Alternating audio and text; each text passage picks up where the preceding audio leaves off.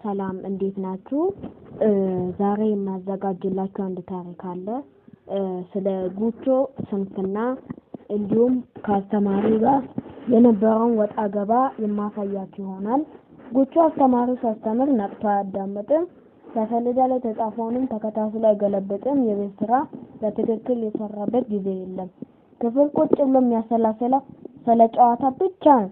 አንድ ቀን መምህሩ ክፍል ገቡና ጉቾ የኢትዮጵያ ጎረቤት ሀገር እነማን ናቸው ብለው ጠየቁት። ጉቾም ስለ ሰፈር ጎረቤቶቻቸው የጠየቀ መስሎት እማማ ተናኘ፣ እማሆይ መገርቱ፣ እትዬ ታደለችና ወርቄ ናቸው ብሎ መለሰ። የጉቾን መልስ ሲሰሙ የክፍል ጓደኞቹ በሙሉ ሳቁበት። አስተማሪው ግን አልሳቁበትም። በሐዘን ራሳቸውን እየነቀነቁ ጉቾ የተጠየቀው ስለእናንተ ጎረቤቶች ሳይሆን ስለ ኢትዮጵያ ጎረቤቶች ነበር። የኢትዮጵያ ጎረቤቶች ደግሞ ኬንያ፣ ሱዳን፣ ሶማሊያ፣ ጅቡቲና ኤርትራ ናቸው።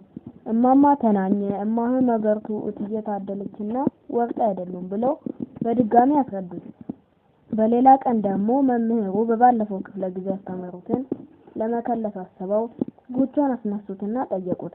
መምህሩ የጠየቁት ጥያቄ የአዝርዕት አይነቶችን ዘርዝር የሚል ነበር።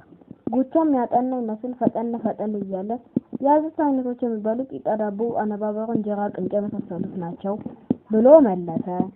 ይህንን ታሪክ ለማግኘት አለሙ እሸቱ እንቆልጭ እና ሌሎችም የህፃናት ታሪኮች ከገጽ 1 እና 2 ለምንባብ የተወሰደ ከሚል ነው።